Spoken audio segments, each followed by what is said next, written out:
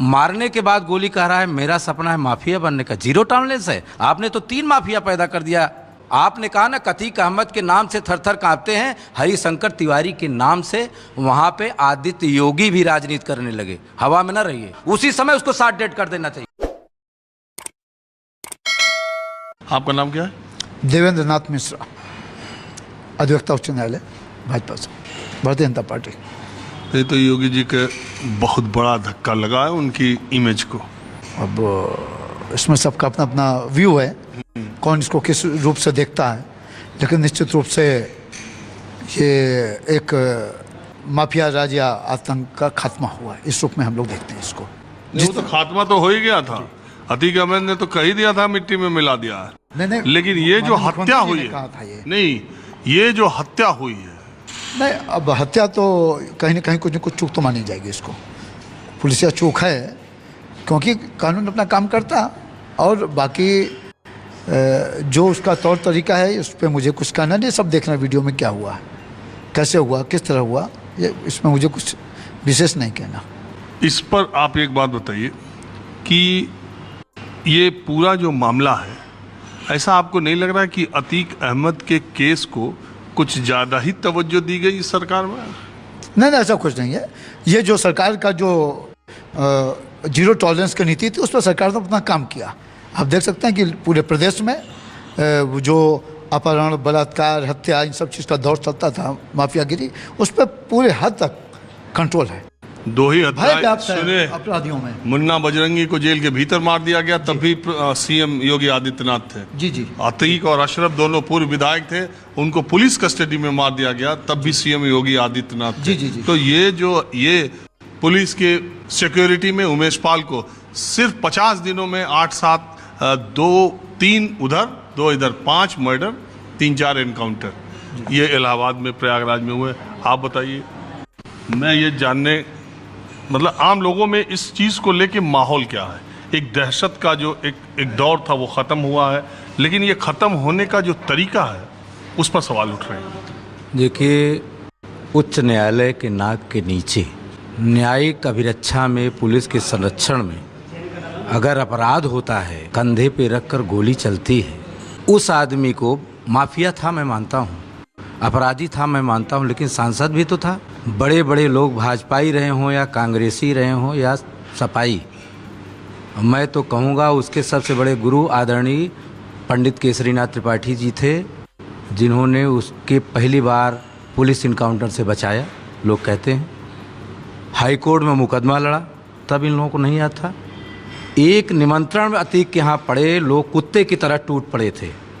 उस दिन भूल गया इलाहाबाद। इसी शहर की शान अतीक अहमद भी थे। क्या चांद में धब्बा लग गया? लेकिन धब्बा लगा हाई कोर्ट के उन जजों के मुहर पे, हथौड़ी पे धब्बा लगा, जो ये कहते थे कि कानून का राज है, जीरो टॉलरेंस है। वो अपराधी मारने के बाद गोली कह रहा है मेरा सपना है माफिया बनने का। जीरो टॉलरेंस है। आपने तो 3 माफिया पैदा कर दिया।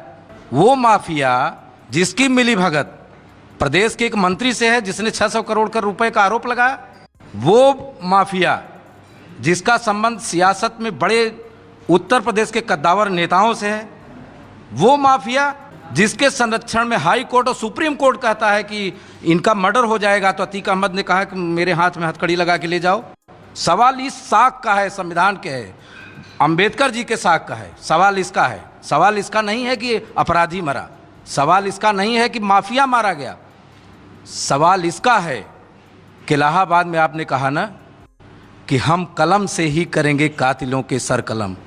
ये शेर पढ़ा जाता है इलाहाबाद यूनिवर्सिटी में कि हम कलम के द्वारा, हम कातिलों का सर कलम है नहीं शमशीर मेरे पास, तो अगर क्या हुआ हम कलम से ही करेंगे कातिलों। तो वो कलम की ताकत कहाँ जाएगी? तोड़ती पत्थर इलाहाबाद के पथ पर, ये भी एक खूबसूरती है। लेकिन इलाहाबाद में वही चांद बाबा था जिससे अतीक अहमद की फटती थी, वही चांद बाबा था ना। वही अतीक अहमद है जो सारे रेलवे के टेंडर लेते थे। तो क्या कल्याण सिंह की सरकार नहीं थी? क्या भाजपा के सांसद विधायक नहीं थे? क्या और लोगों के नहीं थे? सच बात यह है कि कांग्रेस के बाद सत्ता में जब राजनीति की पैदाइश शुरू हुई तो दो पार्टियों ने एक साथ मिलकर कांग्रेस के एक मंच पे कहा, जिसका ITR अच्छा हो, जिसका FIR अच्छा हो, देन यू बिकम्स लीडर। इन लोगों ने अपराधियों को राजनीति में किया। कांग्रेस ने हरिशंकर तिवारी को कभी भी मंत्री नहीं बनाया, कांग्रेस ने। अच्छा। आप कांग्रेस से हैं? नहीं, मैं एक बात कर रहा हूं। आप कांग्रेस से? देखिए, पहले सुनतिए, आपने बात शुरू किया निराला से। नहीं, निराला मैं से शुरू किया, कांग्रेसी आप कांग्रेस? हम ही नहीं कांग्रेस से, पूरा इलाहाबाद कांग्रेस है। अब पार्टी के हिसाब से स्वार्थ में लोग बदल गए हैं ना। देश की आजादी तो यहीं था, आनंद भवन यहीं, तो इलाहाबाद तो कांग्रेस ही है। एक पार्षद अभी चुनाव हो रहा है आपका, कांग्रेस पार्टी का है नहीं, एक पार्षद। 5 पार्षद हैं और 5 पार्षद है हमारे उसके कांग्रेस के, और उसमें चलते हैं। सवाल इस चीज का नहीं है वो पांचों रहेंगे कि नहीं, अभी ये कह रहा हूँ इस बार के चुनाव में। अच्छा सुनिए, आप कांग्रेसी, आप माफियाओं की बात कर रहे हैं। इस देश उत्तर प्रदेश की अगर बात कही जाए, निश्चित रूप से राजनीति का अपराधीकरण इस स्तर तक हो गया था कि अंजाम अब उसका इसी तरफ आना था, और इधर बीच के कुछ कार्रवाइयों में। लेकिन जो आप बात कह रहे, अगर उत्तर प्रदेश में राजनीति के अपराधीकरण की बात होगी तो सबसे पहला नाम योगी का आएगा। अरे वो कह रहा है, पहले सुन लीजिए, वो कह रहा है कि मैं माफिया बनूंगा। अरे उसके पुलिस कमिश्नर के सामने कहा मैं कांग्रेस, उसका काउंटर क्यों नहीं हुआ? आप काउंटर औकात हो तो। आप कांग्रेसी बहुत पुराने हैं ना? नहीं, मैं कांग्रेसी नहीं हूँ। आप कह रहे हैं ना कि जीरो टॉलरेंस, वो कह रहा है मारने वाला कि मैं माफिया बनूंगा। आप कांग्रेस के पुराने हैं। आप मुझे IAS बनूंगा। आप सुनिए, आप सिर्फ ये बता दीजिए कि राजीव गांधी के अमेठी लोकसभा संसदीय क्षेत्र का चुनाव संयोजक हरिशंकर तिवारी को, जो कि पूर्वांचल का पहला बाहुबली है, उनको बनाया गया था कि नहीं? लिस्ट में नहीं थे, बाहुबली अलग है। उनको बनाया था कि नहीं? नहीं, अतीक अहमद नहीं थे वो। आपने कहा ना, अतीक अहमद के नाम से थर थर कांपते हैं, हरिशंकर तिवारी के नाम से वहां पे आदित्य योगी भी राजनीति करने लगे। हवा में ना रहिए। जिस समय मुख्तार अंसारी का टेरर था, तो आदित्य योगी जी उन्हीं हरिशंकर तिवारी के पताका में जिंदा थे। मैं दूसरी बात कर रहा हूं कि इलाहाबाद किसकी शान है, आप बताइए।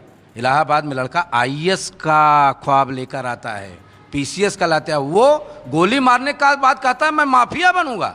अरे मार देना चाहिए उसको गोली। माफिया तो वो है, पैदा कौन कर रहा है? उसकी पैदाइश गर्भ में छिपा हुआ। कल दरोगा के कंधे पे गोली मारा, कहता मैं माफिया बनूंगा, उसी समय उसको 60 डेड कर देना चाहिए। खत्म। अब बताइए मैं क्या करूंगा? एक बहुत सिंपल सी टिप आपके साथ शेयर करती हूँ। अपने हाथ को इस तरीके से रखिए। If you look at this from your side, आपका लेफ्ट हैंड आपको बी के जैसे दिखेगा और राइट हैंड आपको डी के जैसे दिखेगा। B and D.